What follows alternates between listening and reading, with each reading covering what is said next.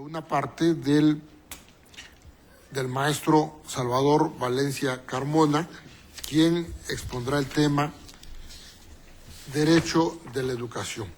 La nota curricular muy abreviada del doctor Valencia Carmona es la siguiente.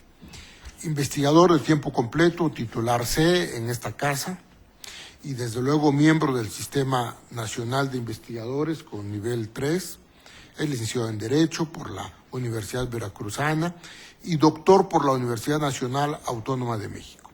En ambos grados académicos obtuvo mención honorífica. Ha realizado también estudios de especialización sobre la Comunidad Económica Europea en la Universidad Libre de Bruselas, en Bélgica. Entre sus publicaciones se encuentran los libros Manual de Derecho Constitucional General y Comparado, editado por la Universidad Veracruzana, El Poder Ejecutivo Latinoamericano por la UNAM, Derecho Constitucional Mexicano a fin de siglo, publicado por Editorial Porrúa, Derecho Municipal, publicado también por Porrúa, y Derecho, Autonomía y Educación Superior, publicado por el Instituto Politécnico Nacional y por la Universidad Nacional Autónoma de México.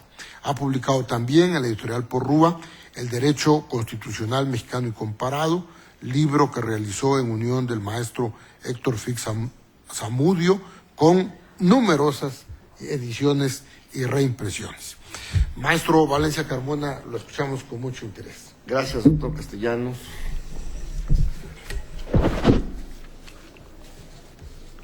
En primer lugar, agradecer la invitación que me formuló un grupo de investigadores de esta institución a la que yo pertenezco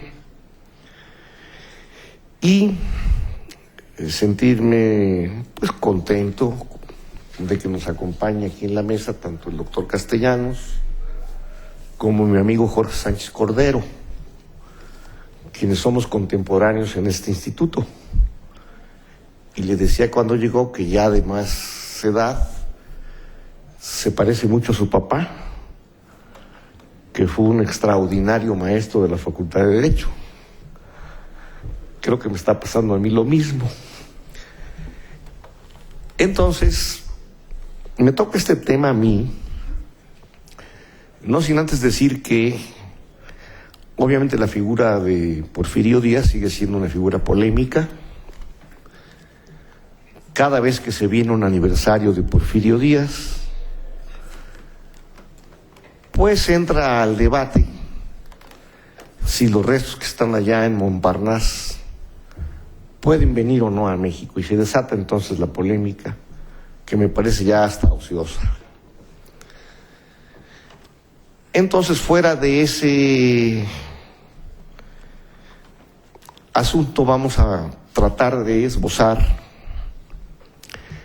en algunos puntos lo que a mí me parece uno de los temas quizá más importantes del régimen de Díaz, que es el asunto de la educación. Diré yo que este asunto de la educación pues no puede entenderse el régimen de Díaz sin lo que pasa antes de Díaz y después de Díaz. ¿Por qué razón? Porque si quiero usar un símil de Platón, que lo dibuja muy bien un viejo politólogo, pero extraordinario, George Sabin, que tiene una teoría política que hay que leer siempre, habla de que Platón había perdido el sentido del derecho en su primera obra de la República. Y en la segunda, que son las leyes, encuentra el hilo conductor de la ley. De igual manera puede decirse que aquí, en el asunto de la educación, es una especie de tema persistente y de hilo conductor de la historia de México. ¿Por qué razón? Porque el asunto educativo se vincula con una doctrina que en México adquirió un carácter singular, que es el liberalismo. El liberalismo en México no fue igual al liberalismo que importamos de los países europeos. Adquiere aquí un sentido marcadamente social. Basta consultar, por ejemplo, pues las páginas de Leopoldo Sea, de Jesús Reyes Heroles y de muchos autores que han reseñado y estudiado con mucha puntualidad de qué manera este liberalismo social influye en la historia de México y llega hasta nuestros días. De esta manera, por ejemplo, se encuentra ya en el primer texto constitucional de México, en la Constitución de 14, un artículo que habla de la educación, que en esa época era inconcebible que en la Constitución se pusieran preceptos sobre la educación. Y aquí sí lo hay. Se dice en el artículo 39 de la Constitución de Morelos, de Apatzingán, o Decreto Constitucional para la América Mexicana, como fue su nombre completo, dice el artículo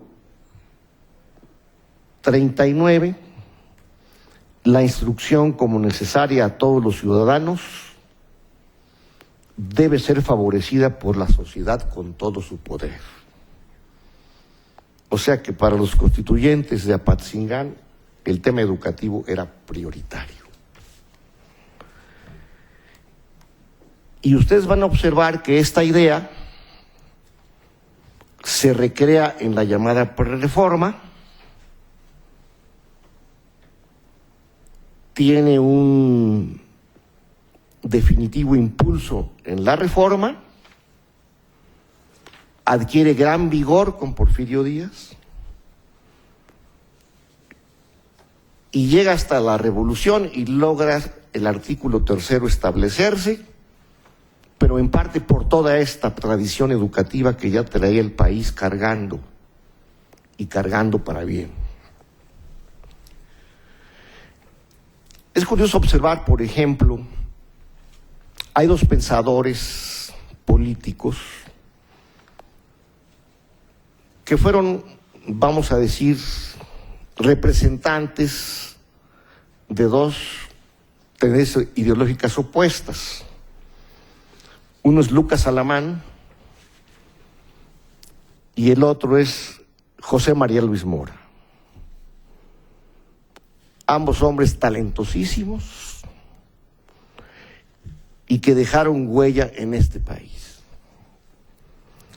Dice, por ejemplo, en una intervención ante el Congreso, Lucas Alamán en 1823.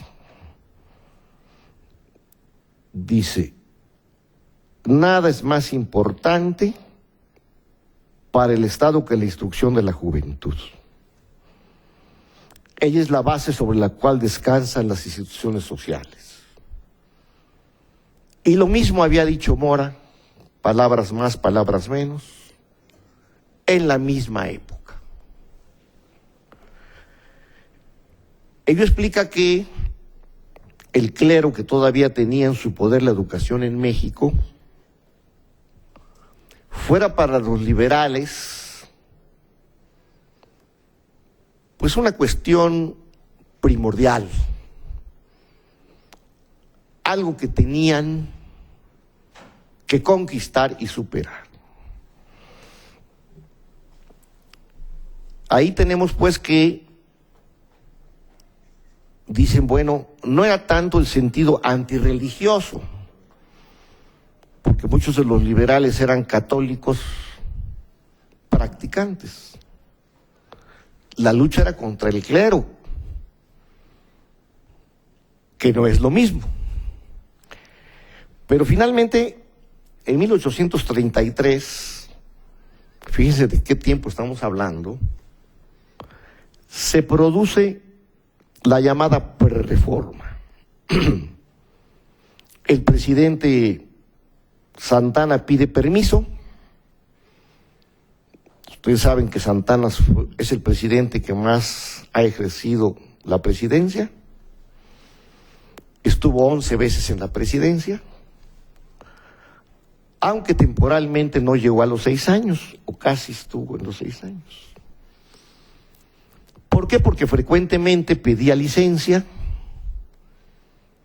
para irse o a su hacienda de Manga de Clavo, o a su hacienda de Lencero, o a su casa de Tlalpan, a jugar a los gallos porque era aficionado a ese tipo de peleas. Entonces, llegan Valentín Gómez Farías y José María Luis Mora y dicen, cerraremos la Universidad Pontificia, que venía desde principios de la colonia. Vamos a hacer la educación pública, cerraremos también las escuelas de la universidad, obviamente, y vamos a promover los colegios civiles que ya venían existiendo. Esos colegios civiles son muy curiosos porque eran colegios religiosos en su origen y se volvieron seculares, o sea, se volvieron laicos. Así sucedió en el Estado de México, donde estudió o estuvo José María Luis Mora y que promovió Lorenzo de Zavala, que era liberal en aquellos tiempos. Sucedió así en Oaxaca, donde precisamente Juárez y Porfirio Díaz salieron del seminario rumbo al Colegio Civil.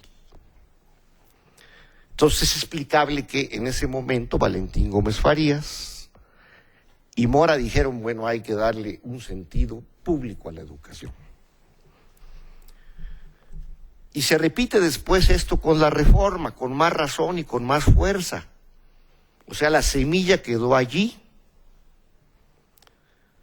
Y ya en la Constitución de 57 vemos un debate ya entre los diputados, no tan prolongado como en la Constitución de 17, porque el 17 el tema educativo fue sumamente debatido. Y en la reforma de 57 nos encontramos con que se debate cómo debe ser la enseñanza.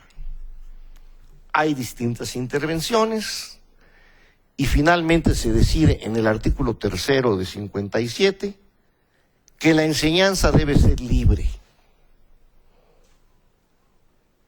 Dice, bueno, pues eso, ¿qué quiere decir? Pues libre de fanatismos, libre de religión, objetiva y universal. Y así lo había sostenido, pues, personajes destacados del 57, que como ustedes saben, fue una generación excepcional. Y es allí donde ya, todavía con esta Constitución del 57, ustedes saben que produce la Guerra de 3 años, viene la intervención francesa, y finalmente regresa Juárez en aquella etapa que, de manera muy precisa, ha dicho Daniel Cosío Villegas, que se llamó la República Restaurada. ¿Por qué restaurada? Bueno, porque se había acabado el imperio y la República volvía otra vez por sus fueros. En esta República restaurada entra el gobierno de Juárez, ya asentado aquí en la Ciudad de México, y designa a un maestro y a un jurista para encargarse del aspecto educativo. Como ministro designa a un sonorense, que aunque había nacido en Sonora, vino a estudiar aquí a México, que se llamó Antonio Martínez de Castro. Antonio Martínez de Castro era un jurista excepcional y hizo el famoso Código de Martínez de Castro, que fuera de Veracruz, y lo digo porque soy de ahí, que teníamos un código penal anterior, pues fue el primer esfuerzo sistemático de la codificación. Y Martínez de Castro designa como colaborador ni más ni menos que a un filósofo, que a un hombre culto, de nombre Gavino Barrera, que se había visto alimentado por una doctrina entonces en boga que se llamó el positivismo, de un francés, Auguste Comte. Y ese positivismo, aunque algunos lo ven como reacción al liberalismo, finalmente se funde con la corriente liberal. ¿Y qué sucede con estos personajes? Bueno, que dictan dos leyes orgánicas de instrucción pública. Ciertamente en este momento, como lo dijo la maestra Ríos, había todavía federalismo muy actuante y muy, digamos, activo, muy fuerte. Entonces esa ley orgánica de la instrucción pública rige para el Distrito Federal y territorios, no para todo el país. Pero obviamente los estados tienden a emular esa ley orgánica de la instrucción pública. Y esa ley orgánica establece que la instrucción primaria es la de 67, dice, debe ser la instrucción primaria gratuita, pobres y obligatoria. Fíjense a qué distancia estamos hablando. Y luego la de 1869 va más allá porque suprime la enseñanza religiosa. O sea, ahí está la pista, pues, de este liberalismo social manifestado en la educación. Finalmente, en esta etapa de la República restaurada, entra de presidente Lerdo.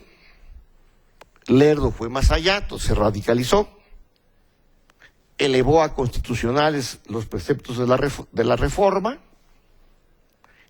y aparte prohibió instrucción religiosa y cualquier práctica de cualquier culto en las escuelas. De allí encontramos que viene pues ya la etapa de Porfirio Díaz. Y en Porfirio Díaz encontramos un esfuerzo pedagógico sin precedentes. Fíjense qué ministros de educación: Ignacio Ramírez el Nigromante, Protasio Tagle, Ezequiel Montes, Joaquín Baranda, Justo Sierra, todos hombres excepcionales. Si ustedes contemplan el siglo XX y el XXI en México, se darán cuenta que muchos secretarios de educación han dado vergüenza en este país. Se salvan algunos, Vasconcelos y Torres Bodet, entre otros. ¿Qué sucede con estos ministros? Estos ministros de educación promueven una nueva generación de pedagogos que realizan varios congresos nacionales. El Congreso Nacional Pedagógico de 1800, Higiénico Pedagógico de 1882, el Congreso Nacional Pedagógico de 1889-90 y el segundo Congreso Nacional Pedagógico de 1892 y 91. ¿Qué se obtiene de esos congresos? Nada menos que la revolución pedagógica que todavía rige hasta hoy. Todo lo que en esos congresos se recomendó, se propuso, es lo que conforma actualmente la situación en México. El panorama educativo del país es el que se consiguió en aquella etapa. ¿Quiénes fueron? Fíjense quiénes y qué pedagogos. Enrique Laucher, Enrique Rebsamen, Miguel Efer Martínez, Carlos A. Carrillo, Ignacio Manuel Altamirano, Julio Zárate, México a través de los siglos, Ezequiel Chávez y Justo Sierra. Y todos ellos diseñan una educación con estos postulados. Obviamente obligatoria, laica y gratuita la educación. Introducen las escuelas de párvulos, no había, o sea, para los niños de 4 o 6 años. Indican que la educación debe empezar a los 6 años. Señalan también que en la escuela primaria los maestros deben tener métodos pedagógicos activos, libros de texto, programas, material didáctico, y que debe también dárseles a los alumnos textos y algunas cuestiones para que trabajen. Todo esto se logra en el siglo XX y XXI, no totalmente, pero trazan también la enseñanza normal, diseñan todas las escuelas normales del país, diseñan la instrucción preparatoria y explican cómo debe empatar con las escuelas profesionales. Todo el esquema diseñado a fines del siglo XIX es el que sigue vigente en este país. Con la renovación, obviamente, que ofrecen pues las aportaciones que se producen con la Revolución Mexicana y con la atención que se da en el artículo 3. Sería muy detallado entrar a examinar estos congresos pedagógicos nacionales, pero sí decir, para finalizar, traía yo algunos otros puntos aquí en cartera, pero lo esencial quiero dejarlo allí. Diríamos que, si vemos la época actual, este modelo educativo que formó el liberalismo social sigue vigente, pero en México nos pasa frecuentemente que debemos mirar al pasado porque parece que aquello que se había conquistado definitivamente no era tal. Entonces el modelo educativo en México ahora carece de visión integral, está, digamos, fragmentado. Infortunadamente, los sindicatos avanzaron sobre el aparato educativo. Se está luchando otra vez por darle a la educación del Estado un sentido y una dirección, con grandes problemas y tropiezos, porque hay intereses creados. Y ahí el gobierno, a veces titubeante, no debe cejar. Es para bien de todos y cada uno de nosotros y para bien de todo el país. Gracias, espero haberme gustado.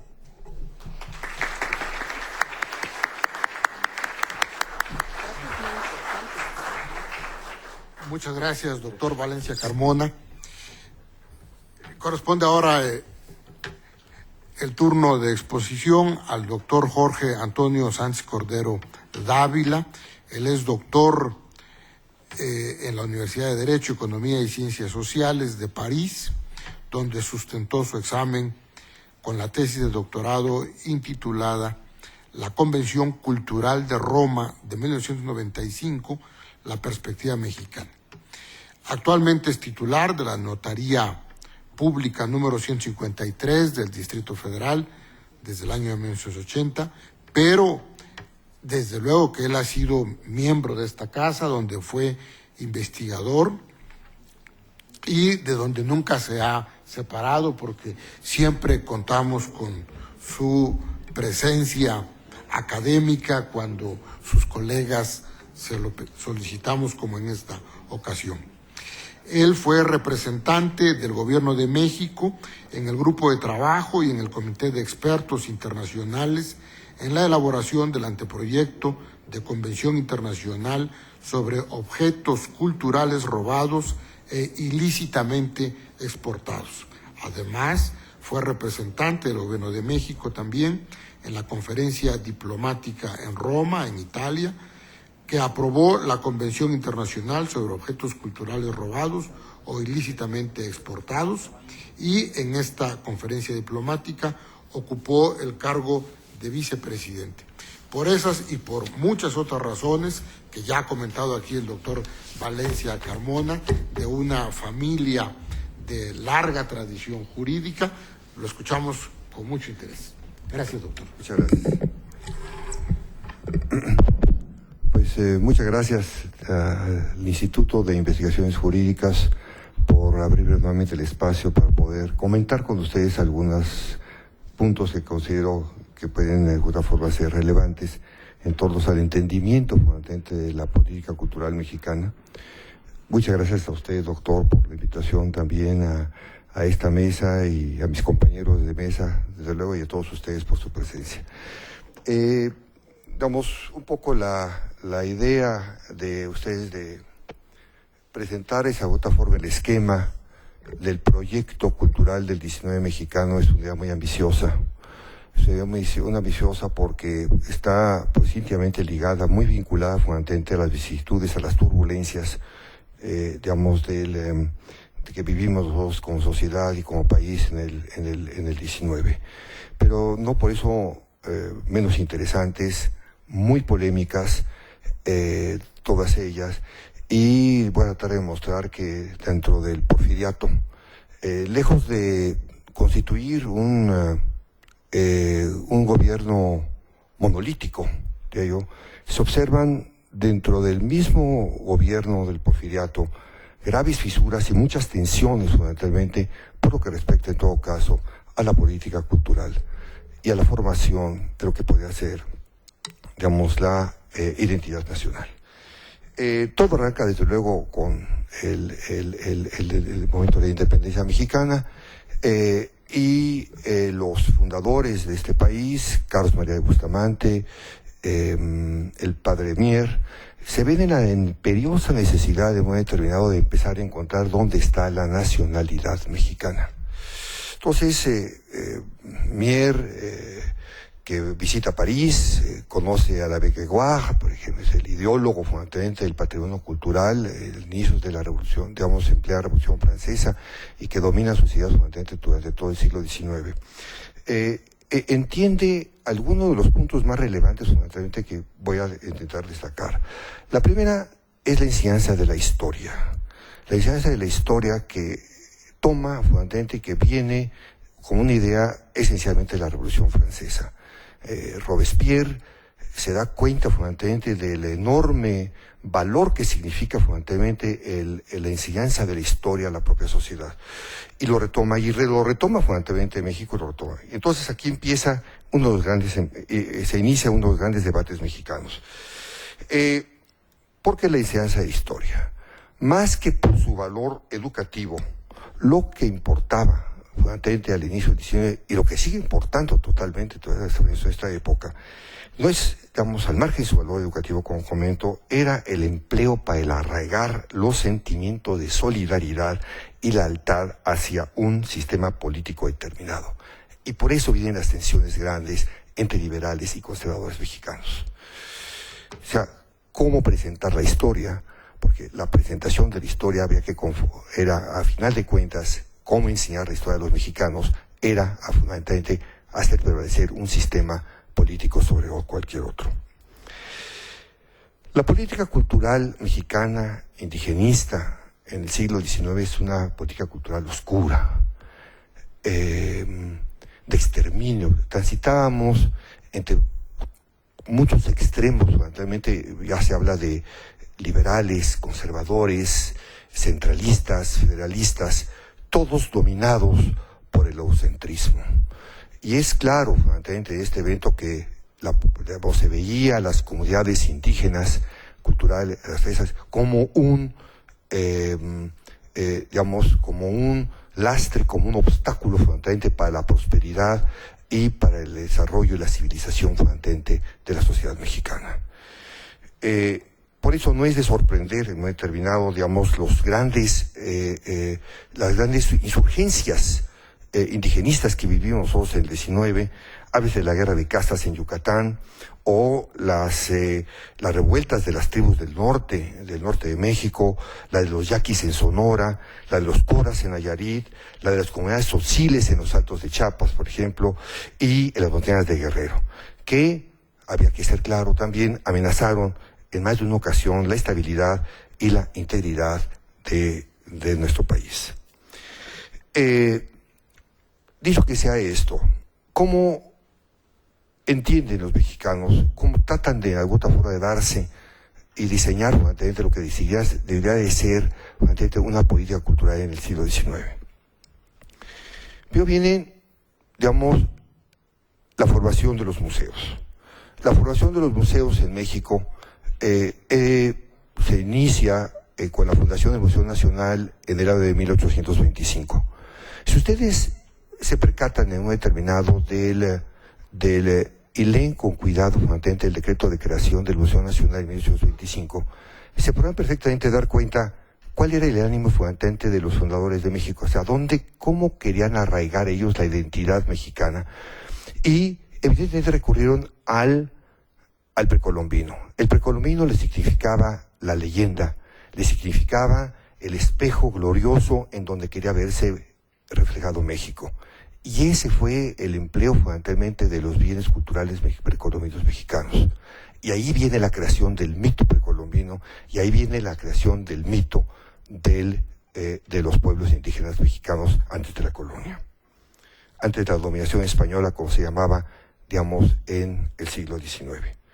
Viene el Museo Nacional. El Museo Nacional es claro que a través de las vicisitudes va acompañado, vuelto de los torbellinos fundamentalmente de las estudios mexicanas.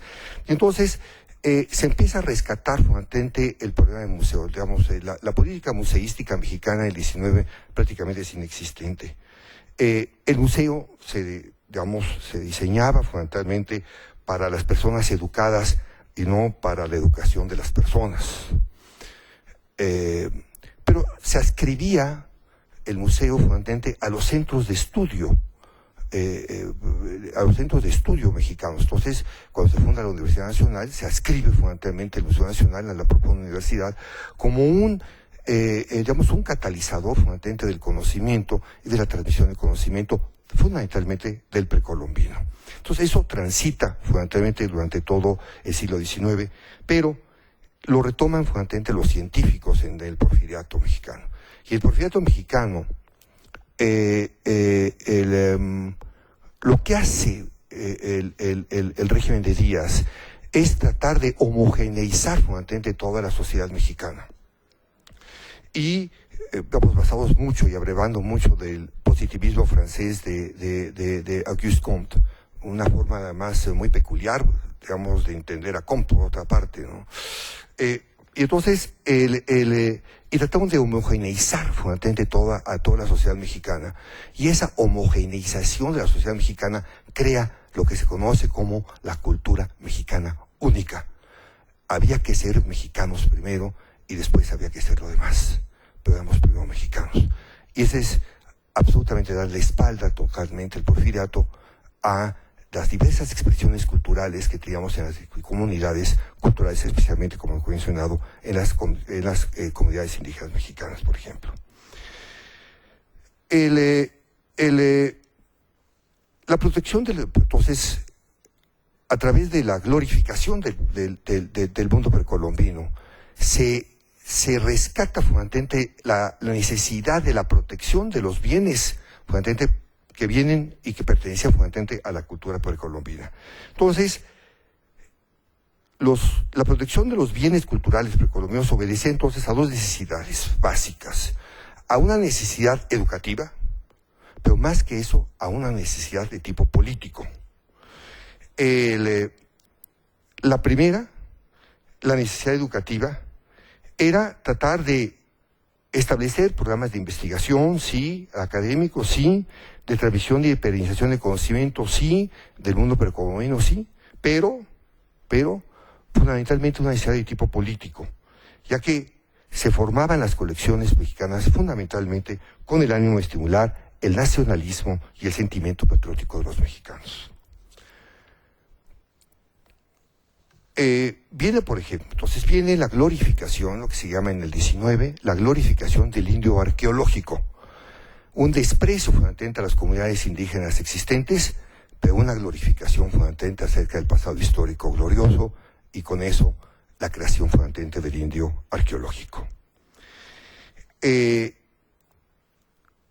Viene también concomitantemente a ello la fundación de las primeras instituciones mexicanas. Si ustedes ven la orientación que se tiene de las primeras instituciones mexicanas, es claramente va por ese mismo sentido. Viene la creación, por ejemplo, de la Academia Mexicana de la Lengua. Viene la creación en el 1835. Viene la creación de la Academia Mexicana de la Historia. Y si ustedes analizan fundamentalmente, o sea, dan un tiempo para leer el decreto de creación de esas academias, es totalmente orientado. Por ejemplo, en la Academia Mexicana de la Lengua. La Academia Mexicana de la Lengua tenía como propósito la elaboración de un diccionario de términos hispano-mexicanos que debía distinguirse de los vocablos del castellano corrompido y de elaborar gramáticas y diccionarios de las diferentes lenguas existentes en la República Mexicana. De igual manera, en el 1835 se tenía la pretensión de elaborar un atlas etnográfico de México. La Academia Mexicana de la Historia no fue menos. La Academia Mexicana de la Historia de 1835 tenía como función depurar la historia de México y eliminar los errores y las fábulas, decía la Academia, que contenía por la intermediación de esta Academia. Se pretendía explicar la historia de México, de los 300 años de dominación española, ya que los hechos históricos consignados anteriormente se limitaban a una simple nomenclatura de reyes y de prelados, decía la Academia, que había gobernado en el país en el ámbito temporal y espiritual. Obviamente, los tiempos cambiaron. La Academia Mexicana de la Lengua fue reformulada, la Academia de la Historia también fue reformulada con una perspectiva esencialmente distinta. En el México del 19, y en pleno porfiriato, se impulsan varios de los grandes eventos fundamentalmente que podemos considerar eventos culturales mexicanos. La primera, se escribe México a través de los siglos. México a través de los siglos es una obra monumental que debe de reconstruir el pasado nacional. Y se publica también en pleno porfiriato el Diccionario Geográfico, Histórico y Biográfico de los Estados Unidos Mexicanos.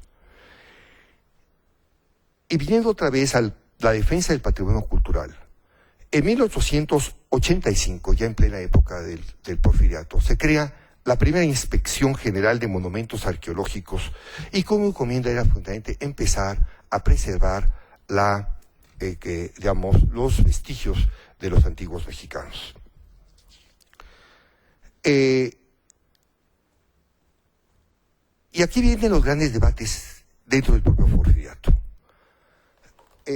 Lejos de tener una concepción, como decía yo, uniforme, que es la que pretendían los científicos, un modelo de homogeneización de toda la sociedad mexicana, porque así creían que México podía prosperar y podía ser más civilizado.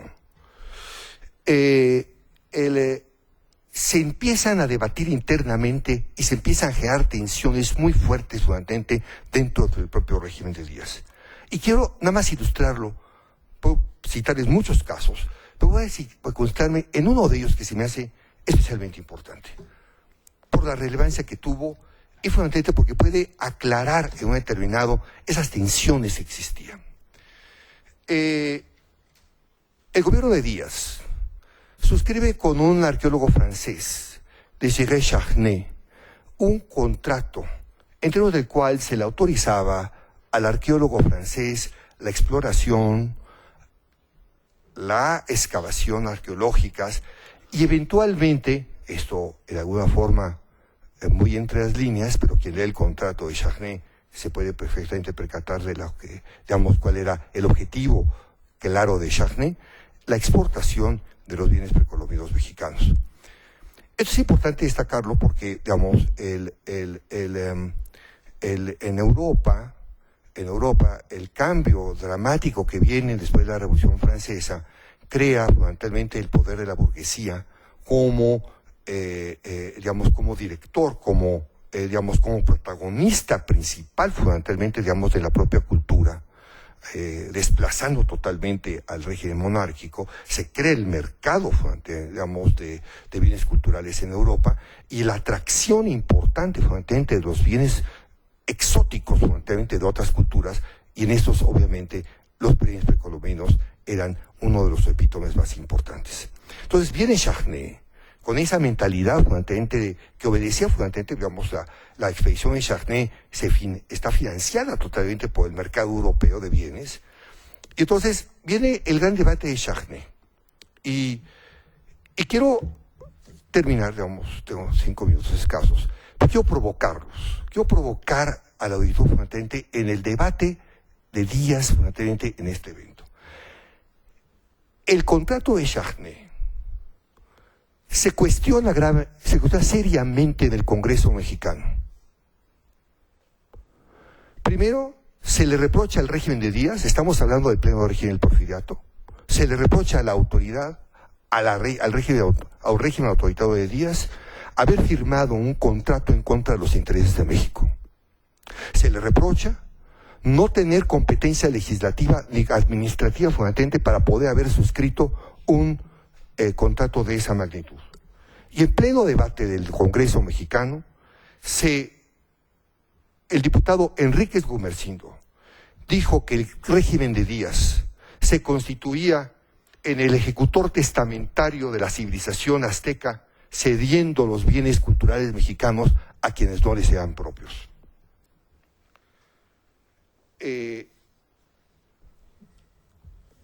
En esa sesión tan turbulenta del Congreso, se levanta Justo Sierra, el creador de esta universidad, y sostiene que los bienes, que el contrato de Charnay era legal.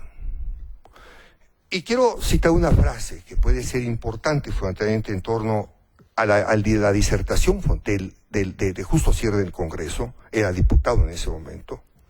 Decía Sierra, que era inadmisible dirigirse al amor a la patria para impedir, digamos, que el polvo pudiera hacer desaparecer fundamentalmente los vestigios del pueblo de México, y que nada más importante que exportar estos bienes a los mercados europeos para que pudieran dar cuenta fundamentalmente de la historia como daban cuenta de la historia de África. Esta es la tensión que vive fundamentalmente el régimen de Díaz. Pero obedecía a dos concepciones radicalmente distintas de cultura.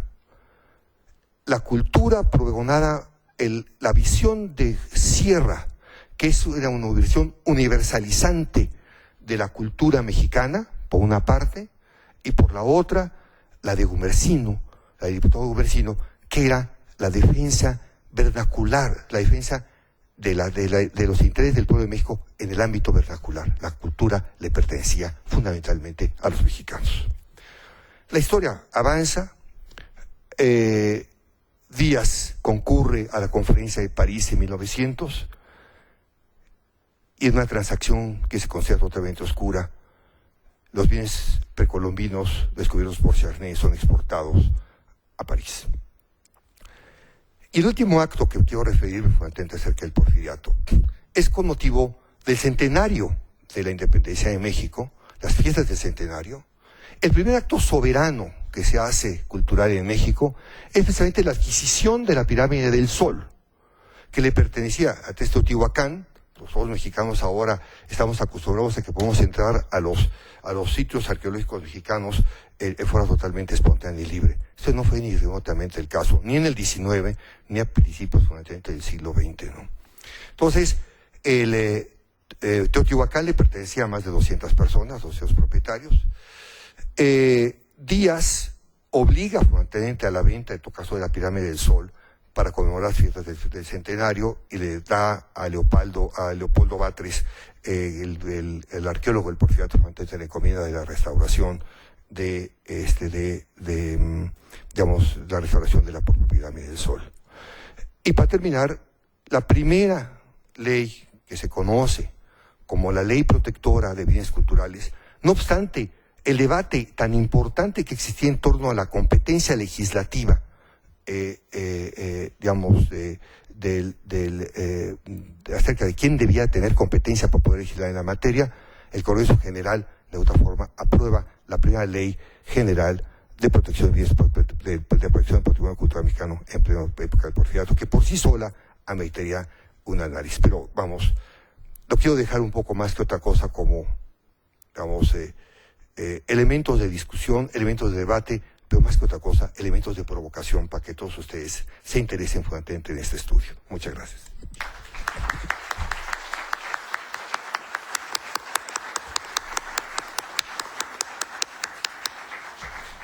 Muchas gracias, doctor Sánchez Cordero. Toca ahora hacer uso de la palabra a la doctora Elvia Arcelia Quintana Adriano. Ella es doctora en Derecho por la Universidad Nacional Autónoma de México, tiene la maestría en Administración Pública en la Facultad de Ciencias Políticas y Sociales de la UNAM y diplomados en Ciencias Económicas y Cooperativismo en Alemania, así como en Israel, además de cursos de Administración Gubernamental en el sector agrícola en la Escuela Nacional de Agricultura de Chapingo. Es investigadora titular por oposición de tiempo completo en esta casa, es profesora titular por oposición en el área mercantil, en la licenciatura y en la División de Estudios de Posgrado de la Facultad de Derecho. Ha sido distinguida como catedrática UNAM con la Medalla al Mérito Legislativo que otorga la Asociación Nacional de Abogados y con muchos otros reconocimientos derivados no solo de su actividad docente, sino de la amplísima obra publicada que ella tiene en la materia mercantil, de la cual nos va a hablar y además nos va a hacer el favor de presentar un video, ¿verdad?, en la parte final de su exposición. Muy querida y admirada doctora Quintana Adriano, te escuchamos con mucho interés, si eres tan amable. Muchas gracias, en primer término, a la comisión organizadora de este evento y sobre todo la oportunidad de hablar un poquitito sobre el aspecto que tuvo la importancia de la actividad comercial en la época porfiriana. La metodología va a ser la siguiente. En primer lugar, queremos resaltar que en cuanto hace a la legislación de carácter mercantil, no nace con Porfirio Díaz, ni siquiera nace ya con la República Independiente o con la Restauración, sino que el derecho mercantil viene desde la época de la colonia, y yo he afirmado que la primera independencia que México tuvo fue precisamente la de los comerciantes que ya habían logrado independizarse y establecer en México el consulado, con otros más que no viene al caso ahorita hablar de eso, y que resistieron esta actividad comercial todos los movimientos revolucionarios, pero además en puntos álgidos sirvieron inclusive de aportación económica a los propios movimientos porque era su manera de sobrevivir. Ellos venían trabajando, aportaban apoyo económico al grupo y en el lugar correspondiente y sobrevivieron. Esto se refleja también en nuestra legislación comercial.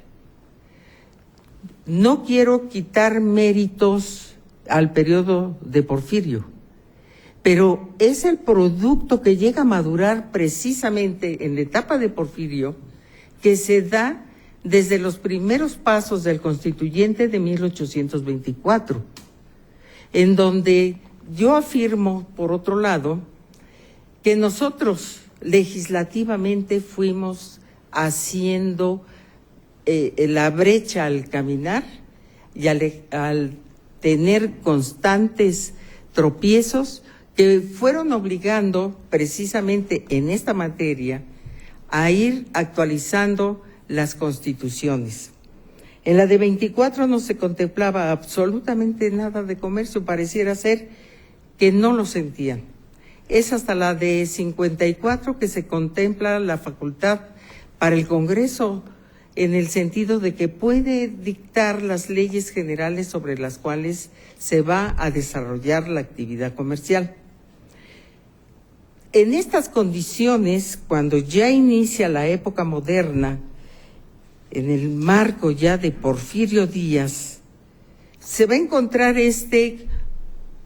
y por eso es tan amplio el tema, y aquí apenas vamos a dejar señaladas unas líneas, que no nos podemos explicar, ya hemos escuchado dos partes importantísimas, sin que nosotros nos ubiquemos en el contexto que había en esa época, tanto en lo que hace al político, al económico social y al contexto comercial y financiero. Y esto por mencionar algo en lo general. Sin embargo, en esta época ya llega a la presidencia Porfirio Díaz con la aureola de héroe, porque él en sí como persona es un militar que se ha formado bajo la disciplina y el orden, y lo ha demostrado ya en su vida previa al llegar a la presidencia. En su primer periodo, por eso, tiene que enfrentarse, en principio, a tratar de dominar esa situación general del país, que no era bonancible, era muy crítica, existían los nubarrones, tanto en lo político como en lo económico, que estaba representado en esa gran deuda que pesaba sobre los pobres ingresos de este país. Entonces, ¿qué es lo que trata de resolver?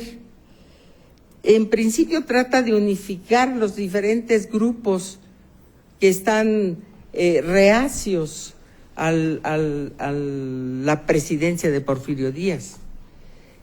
Y tiene muy claro, tiene en mente que lo que tiene que hacer es tratar de invitar a esos grupos, convenciéndolos de que se unan para el desarrollo, el impulso político en primer término, del aspecto político en sí, que es pero enseguida de la parte financiera del país, que es necesaria, pero si consideramos que para obtener dinero se necesita la actividad económica, tener que centrar el impulso de la actividad económica a efecto de que los comerciantes propicien este terreno. En esta etapa podemos precisar que el protagonista de la época moderna es precisamente Porfirio Díaz.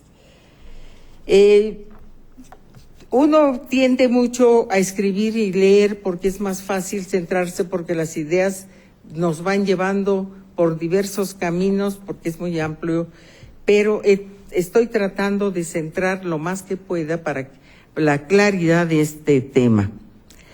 El porfiriato, que comprende el último tercio del siglo XIX, coincide con el gran periodo de expansión comercial mundial que exigió no solamente que México se incorporara como exportador de materias primas, productos agrícolas, tecnología y capital extranjero, pero además tenía un gran lastre, vamos a decir, sin referirnos peyorativamente a esto, que era la gran población de gente sin recursos.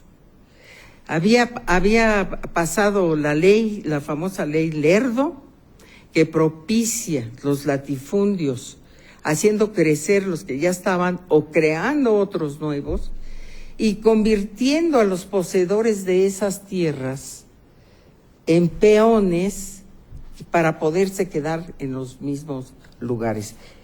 Esta situación crítica, en realidad, agravó la política liberal de Díaz, que para poder conciliar estos grupos a los que me referí, también les otorga ciertas concesiones, y estas concesiones son las que favorecen y propician estos grandes, que después vienen a ser grandes grupos de empresarios en donde se concentra la riqueza, la economía en ese momento. Entonces, lo primero que tuvo que hacer en el campo político fue establecer la paz entre algunos grupos de personas a las que me referí, como gentes de Juárez, de Lerdo, de Iglesias, y otros que además también tenían aspiraciones para poder llegar a la presidencia.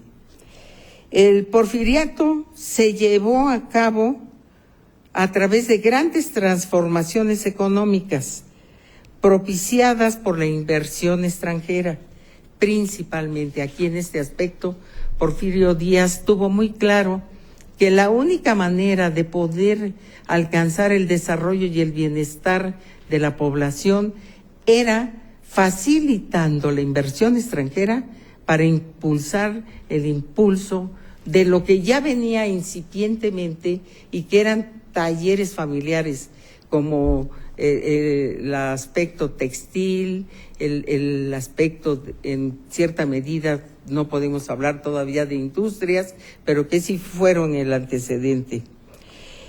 En el porfiriato se llevaron a cabo grandes transformaciones económicas propiciadas por la inversión extranjera, principalmente proveniente de los Estados Unidos.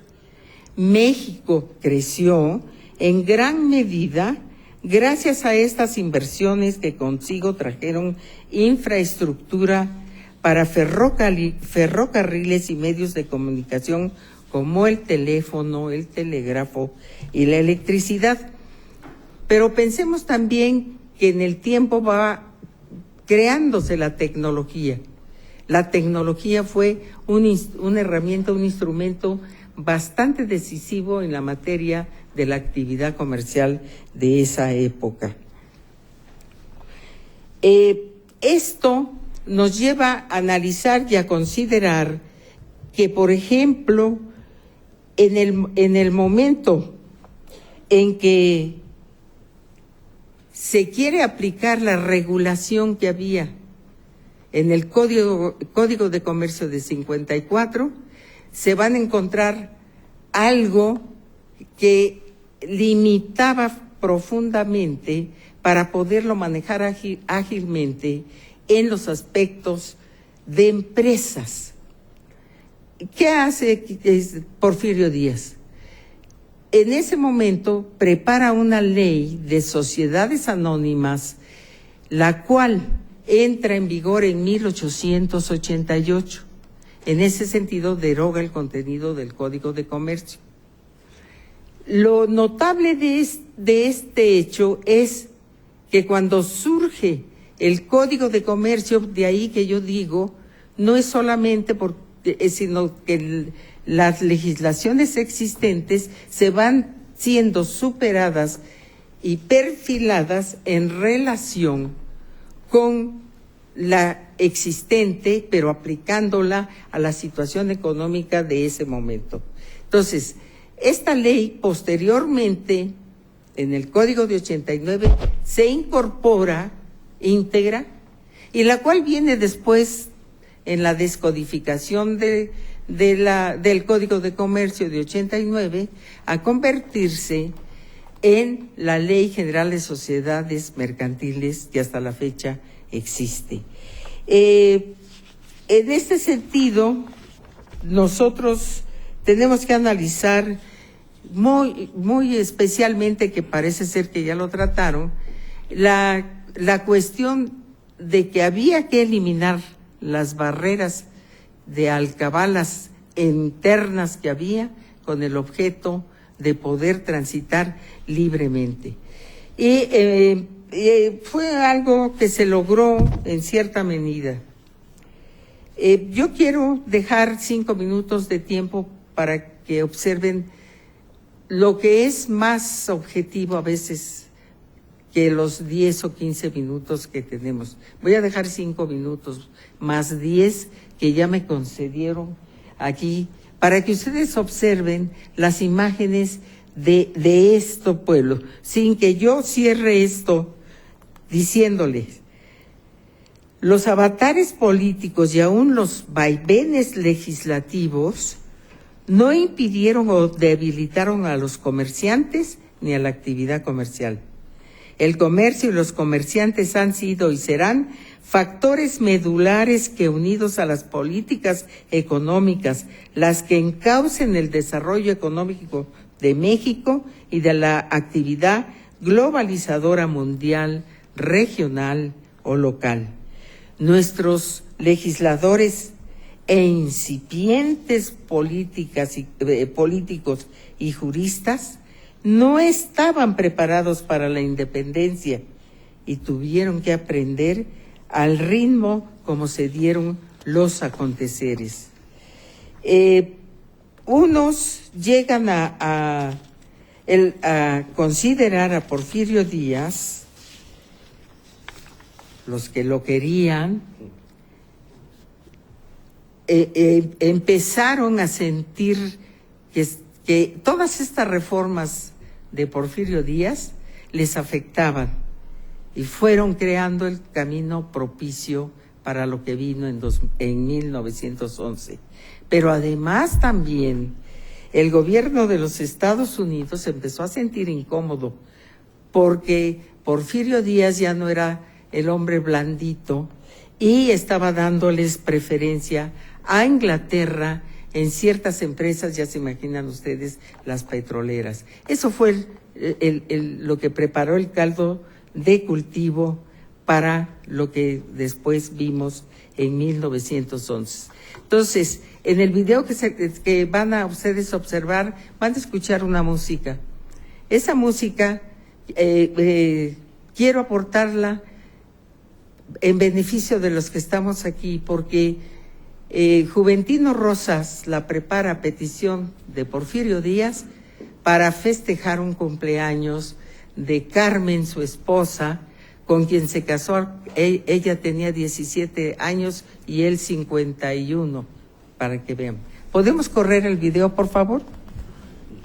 ¿Me permites un segundito? Así. Solo para dos cosas. Primero, agradecer mucho al doctor Sánchez Cordero, despedirlo y entregarle el reconocimiento del Instituto por su participación, por razones de agenda profesional y que está obligado a retirarse. Y segundo, para pedirle a todos ustedes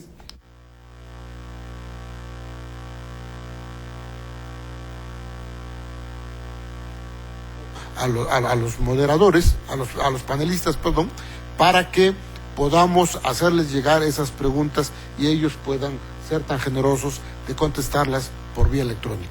Les ruego que ustedes agreguen su correo electrónico a las preguntas, porque ya no habrá tiempo, por razones que ustedes se dan cuenta, para entrar a la etapa de preguntas y respuestas acá, pero por vía electrónica, sin duda, que aprovecharemos para, con la generosidad de nuestros expositores, ellos les puedan contestar. Yo le hago llegar al doctor Sánchez Cordero las preguntas que le van a llegar a él, muchas seguramente. Muy amable. Adelante, doctora, perdón. Por favor.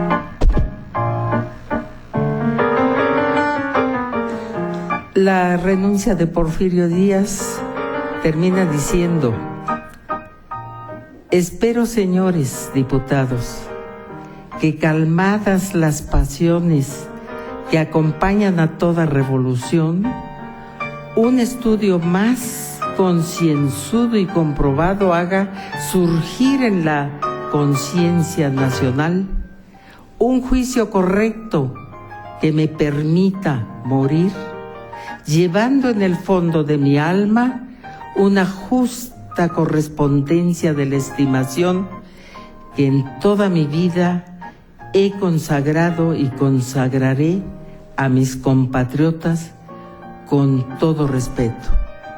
Y déjenme decirles que murió pobre. No se le supo que acumuló fortunas, ni compró castillos, ni abrió cuentas en el extranjero. Con eso concluimos.